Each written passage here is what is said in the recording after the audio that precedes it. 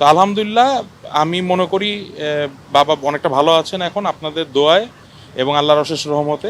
আপনার সবাই আমার বাবার জন্য দোয়া করবেন। বিএনপির স্থায়ী কমিটির সদস্য মির্জা আব্বাসর মস্তিষ্ক সফলভাবে সম্পন্ন হয়ে দ্বিতীয় দফার অস্ত্রোপচার। রাজধানীর এবারকেয়ার হাসপাতালত চিকিৎসাধীন এই নেতার শারীরিক অবস্থার অবনতি হলে দেশতি জরুরি ভিত্তিতে এই অস্ত্রোপচারের সিদ্ধান্ত লয় চিকিৎসকলে।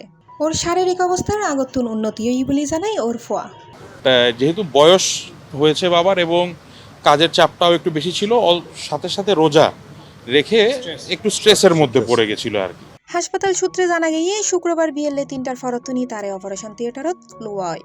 আজুন্যের ফরতুনি প্রথম দফার অস্ত্রোপচার শেষ হইলেও চিকিৎসকলের পরামর্শে তারে দ্বিতীয় দফায় আবারও অস্ত্রোপচার করা হয়। বর্তমানে তারে বিশেষজ্ঞ চিকিৎসকলে নিবিড় পর্যবেক্ষণত রাখি। এর আগে জুমার নামাজের পর হাসপাতালত প্রধানমন্ত্রী তারেক রহমান ও দীর্ঘক্ষণ এন্ডে অবস্থান করে মেডিকেল বোর্ডের সদস্য হলর হাসতুন চিকিৎসার খোঁজখবর লয় এবং তার দ্রুত আরোগ্য কামনা করে। C plus TV, Chittagong.